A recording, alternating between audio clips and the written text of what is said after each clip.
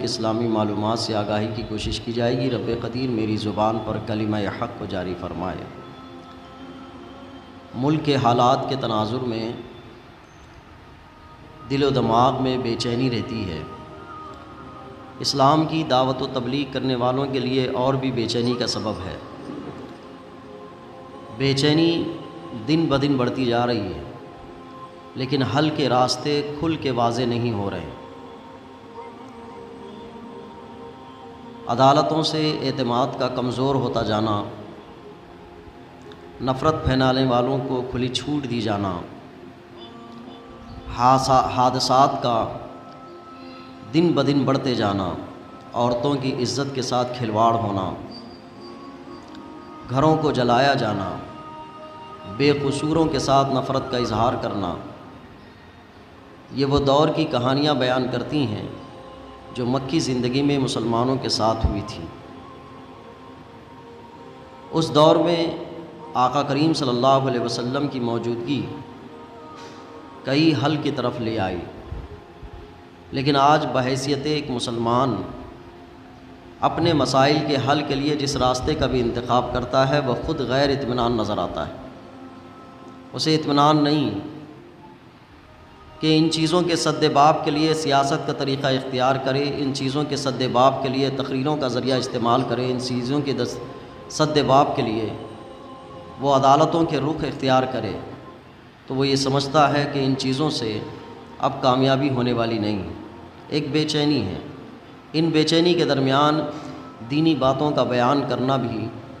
ایک غیر مستحکم فکر کی طرف لے جا رہا ہے۔ لیکن ان چیزوں پر غور کرنے میں نے بھی کچھ چیزیں محسوس کی، اور وہ اگرچہ حل کا تھوڑا سا دور کا راستہ ہے، لیکن حل تو ضرور وہاں سے ہو سکتا ہے۔ آقا کریم صلی اللہ علیہ وسلم کے عہد میں جو جہالت تھی، انسانیت سوزی کا کام تھا، جو طرز زندگی تھی، وہ کوئی اصول کی پابند نہیں تھی۔ جس کی لاٹھی اس کی بھینس کا ایک قانون چلتا تھا۔ جو شخص بھی اپنے قبیلے کا،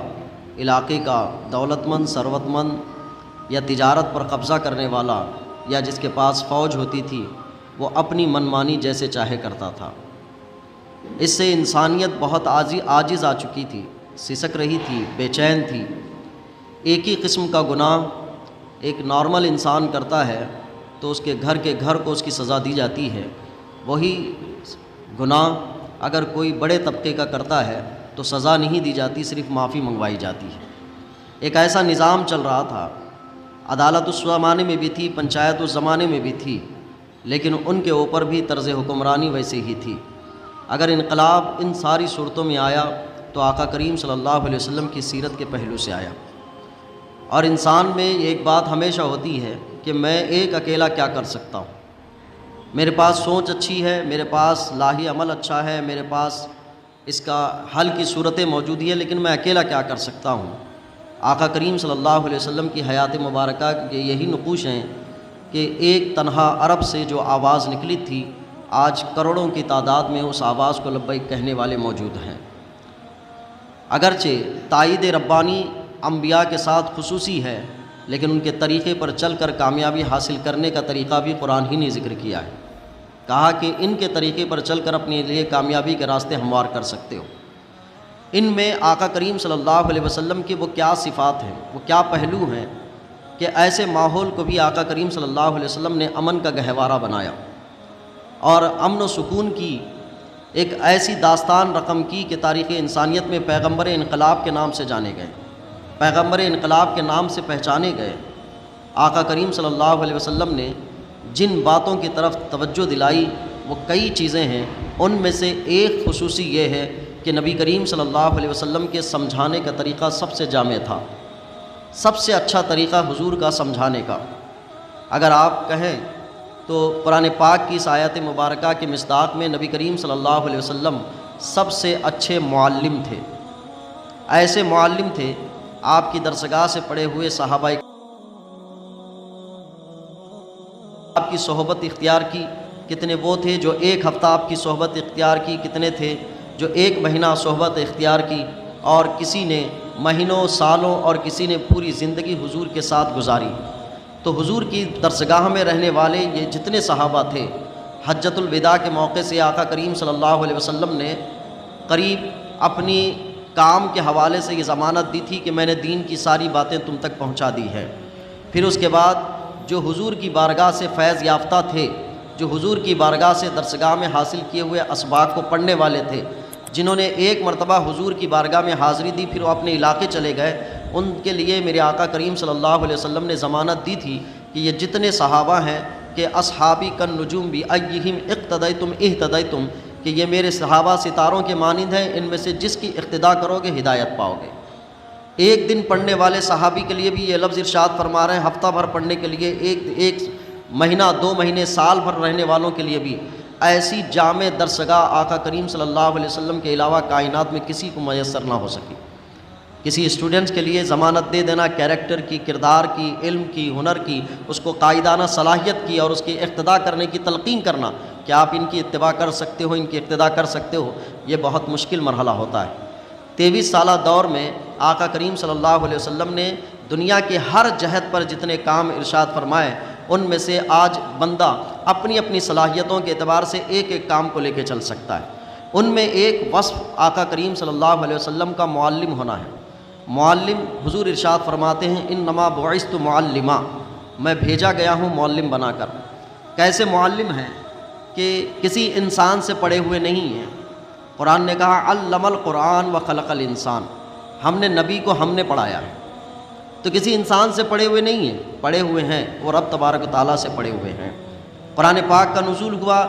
آقا کریم صلی اللہ علیہ وسلم قرآن کو جلدی جلدی یاد کرنے کی جستجو دکھا رہے ہیں۔ اللہ نے ارشاد فرمایا کہ لا تعجل لسانک، اپنی زبان کو جلدی حرکت میں آپ نہ کریں، اس قرآن کو یاد ہم کرا دیں گے، اس قرآن کا بیان آپ کو سکھا دیں گے، اس کی تفصیل بھی آپ سکھا دیں گے۔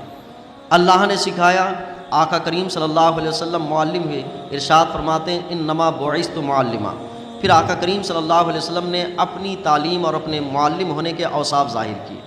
ان ساری چیزوں کو اگر جمع کیا جائے تو بہت طویل درسگاہ کا ایک موقع ہوگا، لیکن ان میں سے ایک دو پہلو ذکر کرنا چاہتا ہوں کہ نبی کریم صلی اللہ علیہ وسلم نے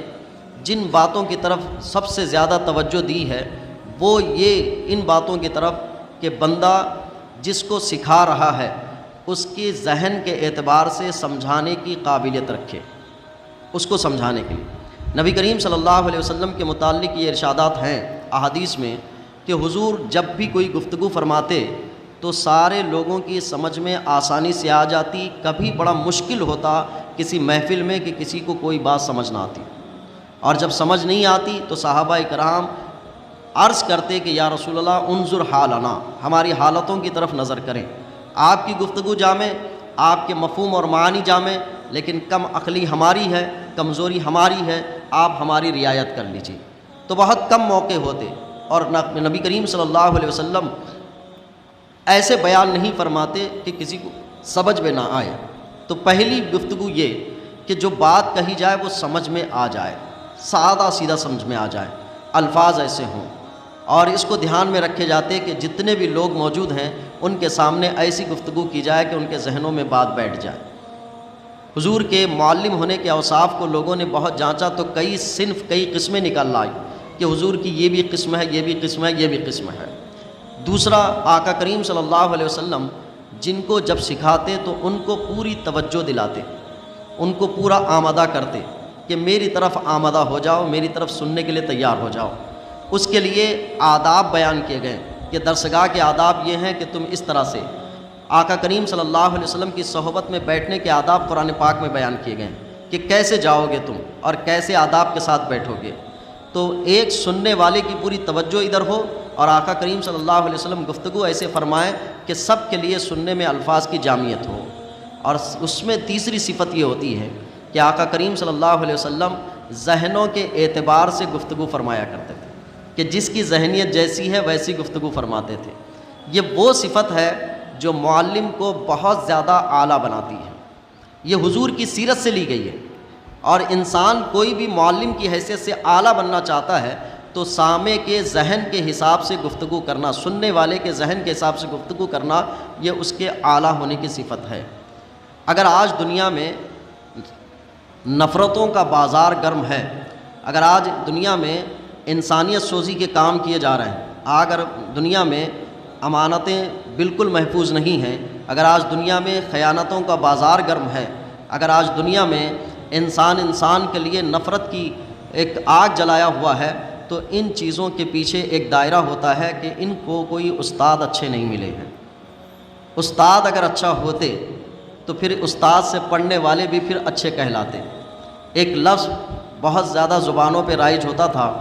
پہلے سننے کو ملتا تھا، اب تو سننے کو نہیں ملتا ہے، کہ جب کوئی آدمی اچھا ہوتا اور کوئی اس کو برائی کی طرف آمادہ کرتا تو وہ حوالہ دیتا تھا کہ یہ کام میں نہیں کروں گا، میرے استاد نے یہ سکھایا نہیں ہے۔ تو برے کام سے رکنے کے وقت وہ استاد کا حوالہ دیتا تھا، میرا استاد نہیں سکھایا ہے، ہمارے گلبرگے کے لہجے میں میرا استاد ایسا نہیں سکھایا ہے۔ تو استاد نہیں سکھایا ہے یعنی اس کی صلاحیت یہ ہے کہ وہ برا بھی کر سکتا ہے، اور برائی کی طرف اس نے آپشن بھی دیا ہے، لیکن وہ حوالہ دیتا تھا اپنے استاد کا کہ میرا استاد ایسا نہیں سکھایا ہے۔ کبھی لوگ حوالہ دیتے تھے کہ میرے ماں باپ نے ایسی تربیت نہیں کی ہے مجھے۔ تو یہ دو لفظ آتے تھے، اب یہ سارے ختم ہو گئے ہیں۔ میں اس موقع پہ ایک بات بھی ذکر کرنا چاہوں گا، آج انسان چاہے وہ کسی بھی شعبے سے جڑا ہوا ہو، میں محسوس کرتا ہوں کہ وہ بڑا کنفیوز بہت ہے، اتنا کنفیوز ہے کہ کب زندگی میں کس چیز، کس تھاٹ کو، کس لفظ کو لے کر اپنی زندگی کا معیار طے کرنا ہے اس کو پتہ نہیں ہے۔ اگر میں نچوڑ کے بیان کروں، انسان خود غرض اور کامل سمجھنے لگ گیا ہے، جس کی بنیاد پر کسی بھی اچھے تھاٹ کو وہ اپنے فائدے کے لیے استعمال کرتا ہے۔ کب کہاں استعمال کرنا ہے اس کو وہ تھاٹ مل جاتے ہیں۔ میں اس کی ایک ایگزامپل دینا چاہتا ہوں۔ ایگزامپل یہ ہے، ایک تصویر واٹس ایپ پہ آتی ہے اور اس میں تھاٹ لکھا رہتا ہے، دو کیلے ہوتے ہیں، ایک کیلا ٹیڑھا ہوتا ہے، ایک کیلا سیدھا ہوتا ہے، اور ایک ہتھوڑی کی تصویر بنا کر یہاں تھاٹ لکھا ہوا ہے کہ دنیا ایسی ہی ہے، جو ٹیڑھا ہوتا ہے اس کو چھوڑ دیا جاتا ہے اور جو سیدھا ہوتا ہے اس کو ٹھوک دیا جاتا ہے۔ اب اس تھاٹ کو پڑھ کر آدمی کس پس منظر میں پیش کرنا چاہ رہا ہے؟ اس سے وہ سیکھنا چاہتا ہے کہ زیادہ سیدھے بن کے مت چلو، ٹھوک دیے جاؤ گے، ٹیڑھے بنو، کوئی ٹھوکے گا نہیں تمہیں، شاید یہ مفہوم لینا چاہتا ہے۔ اگر میں کہوں کہ اس تصویر کا ایک دوسرا رخ بھی ہے، جو ٹیڑھے ہوتے ہیں وہ کسی کام کے لائق نہیں ہوتے، پھینک دیے جاتے ہیں، جو سیدھے ہوتے ہیں وہ کسی کام کے لائق ہوتے ہیں، ایک تصویر یہ بھی ہے اس کی، لیکن اس تھاٹ کو کسی اور پس منظر میں پیش کیا جاتا ہے۔ تو ایک جملہ، ایک لفظ، ایک قول، اس کی کہانی کئی طریقے ہو سکتے ہیں۔ اب انسان کے پاس یہی ہے، جیسے ایک لفظ ہے کہ جب گھی سیدھی انگلی سے نہ نکلے تو ٹیڑھا کرنا پڑتا ہے۔ اس سے آدمی اپنے آپ کے لیے ٹیڑھے پن کے لیے ایک تھاٹ لیتا ہے کہ ٹیڑھے بن کے چلو تبھی نکلتا ہے، جبکہ ضابطہ یہ ہے کہ جس چیز کو جیسے نکالنا چاہیے ویسا نکالا جائے، وہی سیدھا پن ہے۔ جیسے لکوڈ کو آپ کو اندر سے نکالنا ہے تو کوئی ڈونگا چاہیے، یہی اس کا سیدھا پن ہے۔ اگر آپ اس کو ایسی چیز سے نکالو گے، سیدھے سیدھے چاقو گھسا کر نکالنا چاہو گے تو یہ اس کا ٹیڑھا پن ہے۔ لیکن آدمی تھاٹ کیسے استعمال کرتا ہے؟ تھاٹ یہ استعمال کرتا ہے کہ سیدھی انگلی سے گھی نہ نکلے تو ٹیڑھی کرنا پڑتا ہے۔ اصل میں گھی نکالنے کے لیے ٹیڑھے ہی طریقے سے نکالا جائے گا، یہ اس کا سیدھا پن ہے۔ اگر آپ سیدھے سے نکال رہے ہو تو یہ ٹیڑھا پن ہے۔ تو تھاٹ کہیں کا کہیں بھی استعمال کر رہا ہے۔ انہی تھاٹ میں سے ایک تھاٹ یہ استعمال کیا جاتا ہے ابھی،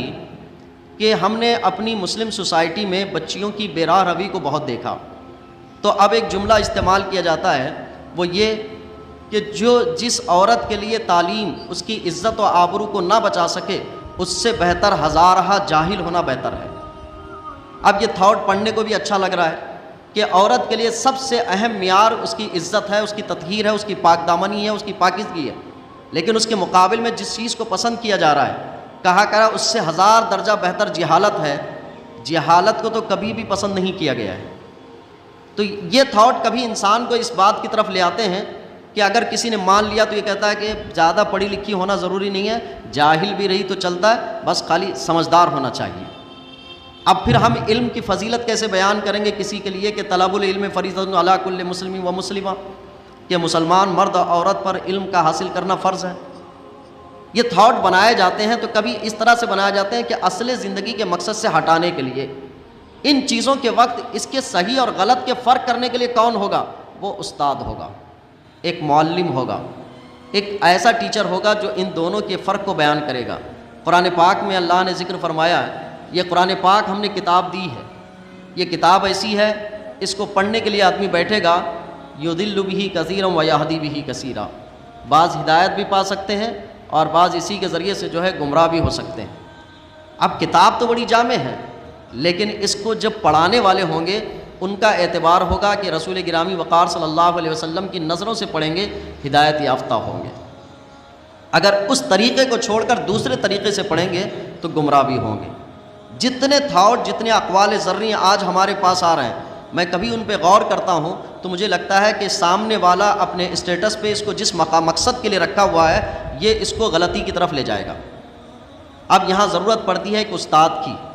ہماری زندگیاں بے چینی، بے ترتیبی کے شکار بھی ہو رہی ہیں، تو ان میں ایک چیز میں نے کہا، اپنے ملک کے حالات میں میں کسی حل کی طرف بھی کوشش کرنے جا رہا ہوں تو یہ بات سمجھ آ رہی ہے کہ حل کی کوئی راہ نظر نہیں آتی، لیکن اگر آقا کریم صلی اللہ علیہ وسلم کی سیرت کے اس پہلو کو دیکھیں کہ مکہ کی سرزمین پر جو حالات تھے، اگر وہ حالات ہمارے ملک میں ہیں تو حضور کے نقوش مبارکہ ہیں ہماری زندگی کے لیے جانا کہاں ہے۔ ان میں سے ایک چیز وصف ہے معلم ہونا۔ اگر اپنی سوسائٹی کو بہت اچھا بنانا چاہتے ہیں تو سب سے پہلے اچھے معلمین کا انتخاب ہونا ہے، اچھے استاد کا انتخاب ہونا ہے، ایسے معلم کا انتخاب ہونا کہ جس معلم کو پتہ ہو کہ اچھی اور بری چیز کیا ہے، صحیح اور غلط چیز کیا ہے، اور جملے جن چیزوں کو وہ پڑھا رہا ہے، پڑھ رہا ہے، اس سے نتیجے کیا اخذ ہونے والے ہیں۔ اگر یہ تھاٹوں کو ترتیب دیا جائے کہ عورتوں کی عزت زیادہ اہم ہے، تعلیم بہت کمزور ہے، یقیناً ہے، عزت سب سے زیادہ اہم ہے، لیکن اس عزت کو بچانے کے لیے علم کی ضرورت پڑتی ہے، چاہے وہ علم اسکول، کالج، درسگاہ سے آئے یا وہ علم ماں باپ کی تربیت سے آئے، لیکن علم تو ضروری پڑتا ہے اس کو۔ تو علم کو چھوڑ کر محض عزتوں کی بات کرنا، وہ عزت بچا بھی نہیں پائے گی اگر اس کے پاس عزت بچانے کا علم نہ ہو تو علم کے لیے ضروری ہے۔ ایسے معاملات میں استادوں کی اہمیت بڑھ جاتی ہے۔ جس معاشرے میں نفرتیں زیادہ ہوں، جس معاشرے میں انسانیت کو ختم کرنا چاہتی ہو، جس معاشرے میں، جس سوسائٹی میں یہ ذہن دینے کی کوشش کی جا رہی ہو کہ برائیاں عام ہو جائیں اور برائیاں اچھائی کی جگہ لے لیں، تو اس وقت معلمین کے کردار اور بڑھ جاتے ہیں کہ اب آپ کو زیادہ محنت کرنی ہوگی کہ آنے والی نسلوں میں امن، امان، پیغام امن اور کس طرح سے مثبت پہلو سے رہتے ہوئے زندگی گزاری جا سکتی ہے، کیونکہ ہر 10-15 سال میں ایک نئی جنریشن تیار ہوتی ہے، اور ہر 10-15 سال میں نئی جنریشن تیار کرنے کے لیے اچھے معلمین کی ضرورت ہوتی ہے۔ مسلم سوسائٹی کا یہ سب سے کمزور پہلو ہے کہ انہوں نے سب سے پہلے جس چیز کو چھوڑا ہے، جس چیز کو ختم کیا ہے، وہ کتابیں نہیں، تعلیم نہیں، بلکہ اچھے معلمین کا فقدان کر دیا ہے۔ اب معلمین کی تعداد ہمارے پاس جو ہے وہ یہ ہے کہ ہم معلمین کو کالے کالے حروف پڑھانے والے کو یہ کہتے ہیں کہ یہ معلم ہے۔ میرا ارادہ تو اور میری رائے یہ ہے، معلمین کے لیے بھی ایک ادارہ ہونا چاہیے، اساتذہ کو تیار کرنے کا ایک ادارہ ہونا چاہیے۔ یہ بی ایڈ ڈی ایڈ کو چھوڑ کر، بی ایڈ ڈی ایڈ اگرچہ اس کے لیے منتخب کیے گئے ہیں، لیکن وہاں پر بھی اس استاد کی صفت بیان اور استاد کی صفتیں پیدا کرنے والی چیزیں کمزور ہیں کہ استاد کے اندر کون کون سی صفتیں ہونی چاہیے، تو اس کا فقدان ہونے کی بنیاد پر وہاں سے بنایا ہوا پروڈکٹ بھی ہماری آنے والی نسلوں کو تیار کرنے کے لیے کافی نہیں ہے۔ ہمیں چاہیے کہ ایسے معلمین کا بھی ادارہ ہو، بہت سارے ادارے ہیں، لیکن اداروں میں معلمین کو بھیجے جانے والے معلم نہیں ہیں، بلکہ کالے کالے حروف پڑھانے کے۔ اور اسکولوں کے لیے آج سب سے بڑی پرابلم بھی یہی ہے کہ معلم بدلتے رہتے ہیں، ایک کے بعد دوسرا، دوسرے کے بعد تیسرا، تیسرے کے بعد چوتھا۔ کسی طالب علم پر کسی ایک معلم کی ذہن سازی کا اثر باقی نہیں، اور لامحالہ وہ انٹرنیٹ اور کیا کہتے ہیں کہ جو ہے انٹرنیٹ کی دنیا سے تعلیم حاصل کر رہا ہے، اور اس کو یہ سمجھانے والا کوئی نہیں کہ جو تمہاری سمجھ میں آئی چیز وہ صحیح ہے یا غلط ہے، بتانے والا۔ میں آج بھی غور کرتا ہوں، ہم نے کسی چیز کو اچھا سمجھا ہے، اور اگر ہم اپنے اساتذہ کے سامنے اس کو سامنے رکھتے ہیں کہ یہ ہم نے اچھا سمجھا ہے، تو وہ ایک ہی لمحہ ختم کرا دیتے ہیں کہ یہ ٹھیک نہیں ہے، ایک ہی لمحے میں کہ یہ صحیح نہیں ہے، جبکہ ہمیں اس کے ظاہری پہلو یہ نظر آتے ہیں کہ سب سے زیادہ فائدہ مند صحیح طریقہ یہی ہے، لیکن وہ کہتے ہیں کہ یہ طریقہ بالکل صحیح نہیں ہے، آپ اس کو بدل دو۔ کتنے موقع ایسے آئے کہ ہم نے بڑا اختلاف کیا اپنے اساتذہ سے، لیکن آج یہ محسوس ہوتا ہے کہ انہوں نے یک لخت جس چیز کو ختم کر دیا وہی ٹھیک ہے، وہی بہتر ہے، اسی کو مناسب سمجھا گیا ہے۔ اس تعلیم اور تربیت میں جیسے معلم کا کردار ہوتا ہے، معلم کے کردار کے ساتھ اسٹوڈنٹ کا بھی کردار چاہیے، اسٹوڈنٹ بھی متوجہ پورا رہے۔ جیسے میں نے کہا، حضور کی صفت میں سے یہ ہے کہ آپ تعلیم و تربیت فرماتے تھے، اسٹوڈنٹ کو پوری توجہ کی بات کرواتے تھے کہ وہ پورے مکمل سکون کے ساتھ سنیں۔ روایتوں میں ذکر کیا گیا ہے کہ آقا کریم صلی اللہ علیہ وسلم جب آپ کچھ بھی خطبہ ارشاد فرماتے، کوئی تعلیم دیتے، تو صحابہ یوں بیٹھا کرتے تھے جیسے کہ کوئی بے جان چیز بیٹھی ہوئی، اور کبھی کبھار اتفاق یہ ہوتا کہ کوئی پرندہ آ کر صحابہ کے سر پہ بیٹھ بھی جاتا، اتنے سکون کے ساتھ بیٹھے ہوئے ہوتے۔ لیکن ایسے ماحول میں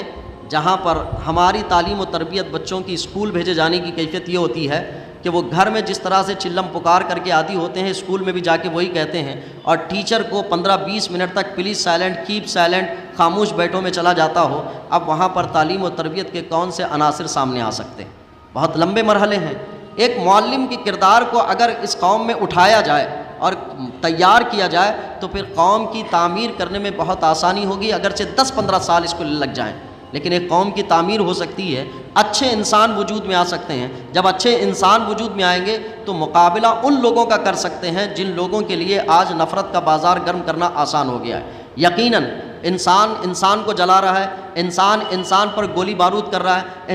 انسان کی آبرو لوٹنے میں لگا ہوا ہے، انسان کو لوٹنے میں لگا ہوا ہے، انسان کے ساتھ دھوکہ دڑی کرنے میں لگا ہوا ہے، تو ضرور ان کے ماں باپ کی تربیت بھی خالی تھی، ان کے استاد بھی خالی تھے۔ انسان کے اندر اتنے تو اثرات مرتب ہوتے ہیں جب کوئی اچھا استاد ہوا کرتا ہے۔ تو ان موقع پر مسلم سوسائٹی میں ایک بنیادی کام یہ ہے کہ اساتذہ کی کھپت ہو، اساتذہ تیار کیے جائیں جب بھی کسی قوم کی تعمیر ہوتی ہے، اور اس کے ساتھ ساتھ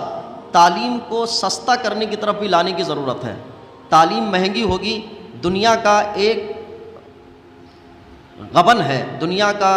ایک دھوکہ ہے کہ دنیا میں بہت سارے لوگ چاہتے ہیں کہ تعلیم چند ہی افراد کے پاس رہے،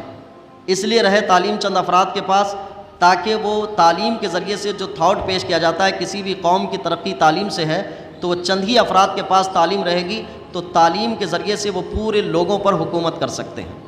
اور اس کا طریقہ کیا ہوگا کہ ہم یہ تو نہیں کہہ سکتے کہ تم حاصل نہیں کر سکتے، تم حاصل نہیں کر سکتے، تم حاصل نہیں کر سکتے۔ تعلیم کو اتنا مہنگا کر دیا جائے کہ اس کی بیسک منزل تک پہنچنے کے لیے بھی انسان عاجز ہو جائے کہ میں یہ نہیں کر سکتا، اتنے بڑے مقام پر نہیں پہنچ سکتا۔ تو تعلیم مہنگی اگر کر دی گئی، آقا کریم صلی اللہ علیہ وسلم نے جو تعلیم کو سب سے سستا فرمایا تھا وہ اصحاب صفہ کا وہ چبوترا تھا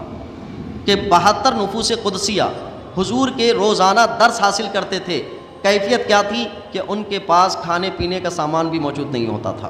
اور حضور تربیت عطا فرماتے تھے۔ اسی تربیت یافتہ درگاہ سے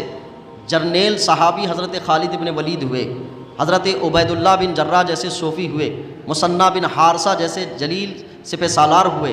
حضرت خالد بن اور حضرت ابو بکر صدیق رضی اللہ تعالیٰ عنہ جیسے خلیفہ ہوئے، حضرت عمر فاروق رضی اللہ تعالیٰ عنہ جیسے خلیفہ ہوئے، حضرت علی رضی اللہ تعالیٰ عنہ جیسے شجاع ہوئے۔ کتنے صحابہ ہیں اسی درسگاہ کے تربیت یافتہ ہیں رضی اللہ تعالیٰ عنہم، اور تعلیم وہاں پر سب سے زیادہ سستی تھی، یہاں تک کہ حضرت ابو ہریرہ رضی اللہ تعالیٰ عنہ ایک موقع سے حضور کی بارگاہ میں آ کر عرض کرتے ہیں، یا رسول اللہ صلی اللہ علیہ وسلم، جو لوگ آپ سے حدیثیں آپ کی تعلیمات لینے کے لیے بیٹھے ہیں ان کے پاس کھانے کو کچھ نہیں ہے۔ میرے حضور ارشاد فرماتے ہیں، اپنی بیوی حضرت عائشہ صدیقہ رضی اللہ تعالیٰ عنہا سے کہتے ہیں کہ جاؤ دیکھو گھر میں کچھ ہے یا نہیں، تو حضرت عائشہ کہتی ہیں کہ ایک دودھ کا چھوٹا سا پیالہ ہے۔ کہا یہ دودھ کا پیالہ ہے اور یہی ہمارے گھر میں کل سرمایہ ہے۔ آقا کریم صلی اللہ علیہ وسلم حضرت ابو ہریرہ کو دیتے ہیں، کہتے ہیں کہ جاؤ ان کو سب صحابہ میں بانٹ دو۔ اندازہ کیجئے ایک پیالہ 72 صحابہ، اور ان کو اسی دودھ میں سے پینا ہے، اور یہ دودھ دیا گیا ہے۔ حضرت ابو ہریرہ دل ہی میں خیال کرتے ہیں، روایت میں یہ لفظ ہیں، حضرت ابو ہریرہ کہتے ہیں کہ ایک چھوٹا سا پیالہ کیسے کافی ہوگا سب کے لیے، لیکن پھر خیال کو رد بھی کیا جاتا ہے کہ حضور نے کہا ہے تو کافی ہوگا، حضور نے کہا ہے تو کافی ہوگا۔ تو حضور لے جاتے ہیں اور ایک ایک کو دیتے ہیں، پھر پیتے ہیں۔ پینے کے بعد جب 72 پورے ختم ہوتے ہیں، حضرت ابو ہریرہ پیتے ہیں اور حضور فرماتے ہیں کہ ابو ہریرہ اور پیو، تو وہ اور پیتے ہیں، اور کہتے ہیں کہ اور پیو، تو کہتے ہیں اور پیتے ہیں۔ پھر اس کے بعد کہتے ہیں یا رسول اللہ سیراب ہو گیا اور بھی مزید گنجائش نہیں ہے، تو کہا اور پیو، پھر تھوڑا پیتے ہیں۔ تو حضور کو جب دیتے رہتے ہیں تو حضرت ابو ہریرہ رضی اللہ تعالیٰ عنہ کے الفاظ ہیں، مجھے اندازہ نہیں ہے کہ جب میں لے کے گیا تھا تب زیادہ تھا، اب جب لایا ہوں تو تب زیادہ ہے۔ اس کے بعد یہ روایت ہے، اب یہ روایت ہم سنتے ہیں، لیکن اس کے بعد نبی کریم صلی اللہ علیہ وسلم نے اس پیالے سے خود بھی پیا۔ اب پینے کے بعد دیکھیں یہ حدیث بیان کی ہے، میرے استاد کہا کرتے ہیں کہ آپ غور کرو، ہر ایک کے ایک مرتبے کی کہانی ہوتی ہے کہ بڑا آدمی اپنے ہاتھوں سے پی کر تبرک بنا کر چھوٹوں کو دیتا ہے، لیکن میری حضور کی درسگاہ دیکھو، 72 صحابہ کے پینے کے بعد ان کا جھوٹا آپ نے پیا ہے۔ اب جھوٹا لفظ بھی ہم جو بول رہے ہیں ظاہری لفظ کے اعتبار سے، لیکن تربیت یہ ہے۔ تو ایسے حدیثیں پڑھانے کے بعد ہمارے اساتذہ یہ تربیت کرتے تھے کہ یہ چیز تمہارے ساتھ موجود ہو۔ استاد کا کردار میں قریب قریب مفقود ہے، وہ کسی قوم کو تیار کبھی نہیں کر سکتے، وہ کالے کالے حروف پڑھا کر انسان بنا کر ترقی یافتہ چاند پر بھی پہنچا سکتے ہیں، لیکن انسان بنانے سے عاجز ہے۔ وہ بڑی ترقی پہنچا سکتے ہیں۔ اسی لیے آج دنیا پر علامہ قمر الزمان اعظمی صاحب کے یہ الفاظ ہیں جو تقریر میں کہا تھا آپ نے، کہا کہ دنیا پر جتنے ظلم و ستم کے بازار گرم کر رہے ہیں وہ بغیر پڑھے لکھے نہیں ہیں، سب پڑھے لکھے لوگ ہیں، لیکن ان کو معلم اچھا نہیں ملا ہے، انہیں انسان سے انسان بنانے والا نہیں۔ جنہوں نے ایٹمی ہتھیار بنایا ہے وہ بھی پڑھے لکھے لوگ ہیں، جنہوں نے اٹلی پر جو ہے وہ بم گرایا ہے وہ بھی پڑھے لکھے لوگ ہیں، لیکن وہ درسگاہ نبوت سے پڑھے ہوئے نہیں ہیں، یا درسگاہ نبوت سے پڑھے ہوئے لوگوں سے پڑھے ہوئے نہیں ہیں۔ تعلیم تو ان کے پاس ہے لیکن انسانیت نہیں ہے۔ اگر اس ملک میں امن و شانتی کا ایک ماحول پیدا کرنا ہو تو ان میں سب سے زیادہ اہم رول ہوتا ہے استاد کا، کہ ایک اچھی قوم تیار کرنے کے لیے ایک معلم کا کردار ہوتا ہے۔ کہاں کس موقع سے بدلہ لینا ہے، کہاں کس موقع سے بدلہ لینا نہیں ہے، کہاں کس موقع سے انسان کو انسانیت کا درس دینا ہے، اور کہاں کس موقع سے انسانیت کو جیل کی اور قید اور مشقت کی صعوبتیں بھی دینا ہے، یہ ایک استاد سکھاتا ہے کہ کن موقعوں پر یہ کام کرنا ہے۔ اگر آپ اچھے استاد نہ دے سکیں، ایک اچھے معلم کا کردار نہ دے سکیں، تو معاشرت میں پڑھے لکھے جتنے بھی ہو جائیں گے لیکن اس سے کبھی بھی انسانیت کو نفع نہیں مل پائے گا۔ آج ہماری حالت بڑی نازک بھی ہے، بڑی بری بھی ہے۔ ایک ہمارے گورنمنٹ اسکول ہیں، لفظ گورنمنٹ اسکول جیسے ہی نام سنا جاتا ہے تو سب سے پہلے یہ ذہن میں آتا ہے کہ یہاں کے اساتذہ پڑھاتے نہیں ہیں، اساتذہ پڑھاتے نہیں ہیں، اچھی اچھی سیلری ہے، اچھی اچھی تنخواہ ہے، اور اس جگہ پر بھی ایک تھاٹ کام کرتا ہے کہ اچھی تنخواہ سے اچھے معلم ملتے ہیں۔ یقیناً اچھی تنخواہوں کے بعد شاید اچھے معلم ملیں، لیکن معلم کے ساتھ بھی شیطان ہوتا ہے۔ معلمیت پر برقرار رکھنے کے لیے وہاں پر ایک ماحول کی سخت ضرورت پڑتی ہے، ورنہ میں نے دینی اعتبار سے اور عصری اعتبار سے بڑی بڑی تنخواہوں کے معلمین کو دیکھا ہے اسکول، کالج، یونیورسٹیوں میں، کہ وہاں پر تنخواہ لینے اور حاضری بھرنے کے کام زیادہ ہو رہے ہیں، تربیت کرنے اور انسان بنانے کے کام کم ہو رہے ہیں۔ تو معیار کسی بھی چیز کا مقرر کیا جائے اس میں ایک بنیادی چیز آتی ہے کہ استاد ہونا چاہیے، معلم ہونا چاہیے۔ حضرت بلال حبشی رضی اللہ تعالیٰ عنہ نے جب حضرت خالد ابن ولید کو دعوت دی تھی اور جب باتیں بیان کی تھی، وہ جملہ تاریخ میں لکھا ہوا ہے کہ بلال حبشی رضی اللہ تعالیٰ عنہ کھڑے ہیں حضور کی بارگاہ میں، حضرت خالد ابن ولید ایمان لانے کے بعد کہتے ہیں کہ یا رسول اللہ صلی اللہ علیہ وسلم، میں نے اسلام لانے سے پہلے آپ کے خلاف جہاد لڑائی بھی کی ہے، کئی مسلمانوں کو قتل کیا ہے، میں نے برے برے باتیں کہی ہیں، بہت گناہ کیے ہیں، بت پرستی کی ہے میں نے، کیا ان گناہوں کی سزا مجھے ملے گی؟ تو حضرت بلال حبشی رضی اللہ تعالیٰ عنہ کہتے ہیں خالد شاید تمہیں نہیں پتہ، اسلام لانے کے بعد توبہ کر لینے کے بعد اللہ پچھلے سارے گناہ مٹا دیتا ہے۔ جب حضرت بلال حبشی رضی اللہ تعالیٰ عنہ یہ بات کہی، حضور تشریف فرما ہیں، حضرت بلال حبشی کے الفاظ سننے کے بعد خالد کہتے ہیں بلال بہت اچھے معلم ہو گئے ہو، اچھا سمجھا لیتے ہو۔ یہ معلم کی وہ باتیں ہیں جو اسلام کے درسگاہ سے حاصل ہوئی ہیں۔ آج کوئی بھی معلم کو میں نہیں دیکھتا کہ وہ اپنے بڑے اساتذہ سے جڑا ہوا ہو، وہ یہ سمجھتا ہے کہ میں کامل ہو گیا، اور کوئی اسٹوڈنٹ یہ نہیں چاہتا ہے کہ میں معلم سے جڑا رہوں کہ کچھ حاصل کروں اور کیسی تربیت حاصل کروں، کچھ لوں اور کچھ سمجھوں۔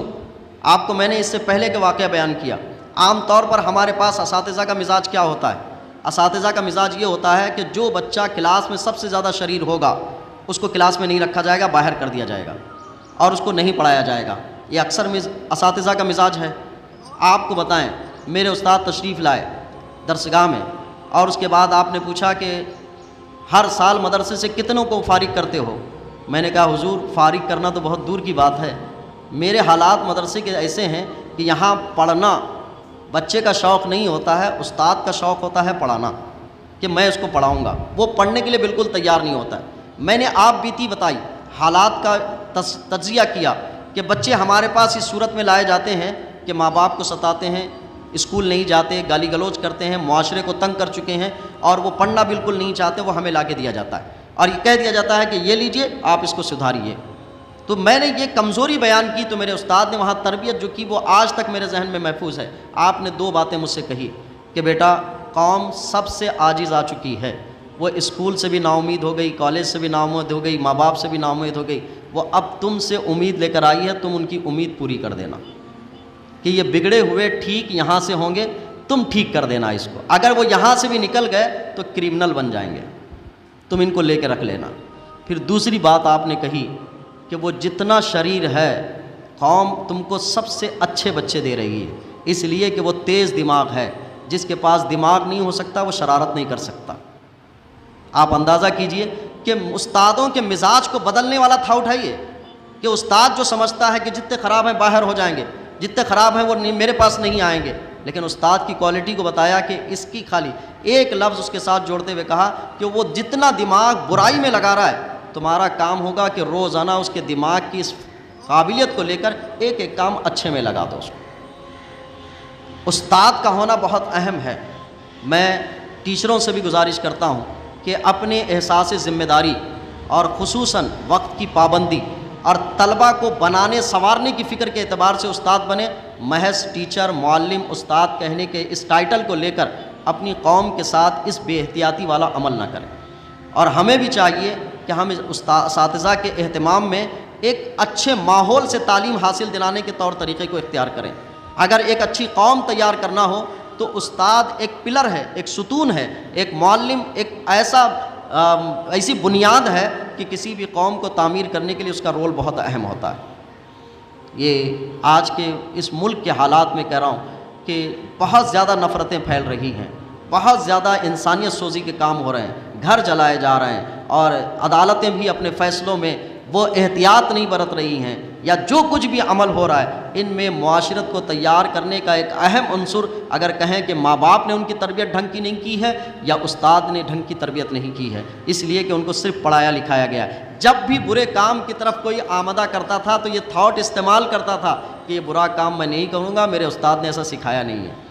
لیکن آج وہ پڑھے لکھے لوگ ہو کر برے کام کے لیے تیار ہو رہے ہیں تو یقیناً اس کو صرف کالے حروف پڑھائے گئے ہوں گے، برائی سے رکنے کا طریقہ نہیں سکھایا گیا ہوگا۔ یہ چند باتیں میں نے بے ترتیب آپ تک پہنچائی ہیں، اللہ مجھے آپ کو عمل کی توفیق عطا فرمائے۔ السلام۔